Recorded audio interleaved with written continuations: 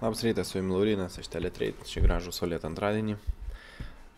Šiokia tokia apžvalga kasdieninė mano įvykių bei grafikų, tai greitai nuo įvykių. Tai 11:30 turėsime iš Anglijos, iš Jungtinės karalystės gamybos indikatorius, 3, kurie tikrai gali pajudinti rinkas. Ir kaip nekeista, 12:30 bus Australijos kasmetinio biudžeto paskelbimas. Tai puikiai proga europiečiam bus paprekiauti būtent šią žinią. Grįžtant prie grafiko, euras ryte šiandien šiek tiek pasidarė korekciją, bet aš jau iškart matau, kad juda į lygius, kur aš turėčiau pardavinėti, jeigu ne šitas neaiškus momentas, kuris dabar yra susiformavęs visiškai ant nulio, kaip ir nėra to vadinamo volatility, tai mielai čia jau pradėčiau pardavinėti, bet būtent dėl to, kad visiškai smarkiai laikausi savo strategijos, čia nelendu.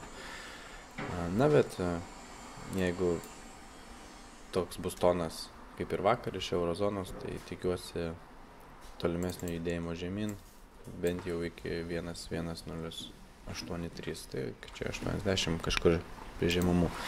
Svaras atrodo labai nori pasiekti šitą viršūnę 1.5680, kažkur gal šiek tiek aukščiau, gal 1.57. Na, nežinau, kurioje vietoje tiksliai pasieks, bet noris tikrai jam atrodo įvažiuoti dar į viršų. Vėlgi žinios, nepamirškime pusę 12, galima šiek tiek ir pasikoreguoti. Štai dabar matoma šiek tiek tokia korekcija indikatoriuje, nes stiprus yra momentas į viršų. Kaip tik judėjimo vidurkis irgi šiek tiek žemiau yra 1.5425. Abejoju, ar pasieksime šitą vietą galbūt, bet norėtųsi, kad nukristų žemyn, galima būtų pagalvoti apie pirkimus. Zelandas, čia tiesiog galima pagal indikatorių irgi mano žiūrėti. Momentas yra stiprus žemyn, kol kas korekcija vyksta į viršų, jeigu dar šiek tiek pavažiuos į viršų, manau iki šitos pirmos linijos raudonos, tai čia praeito spyglio apačios 0.7387, galima pažiūrėti, parduoti kažką greitai. Taip, Australas,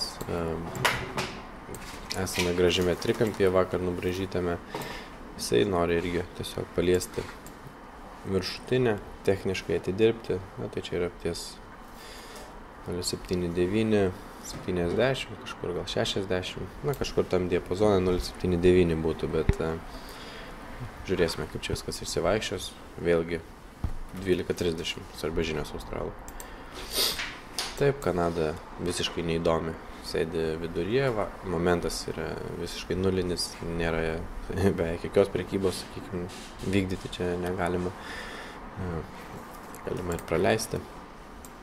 Frankas gan įdomus, daug kur skaitau, kad būtent ant nukritimų galima pirkti. Štai dabar toks vienas formuojasi, būtent jeigu pavažiuotų dar šiek tiek žemiau ir prieitų ties judėjimo mano vidurkiu, kažkur čia 9.265, indikatorius irgi kaip tik pradėtų žymiai labiau taisytis į pozityvėją pusę.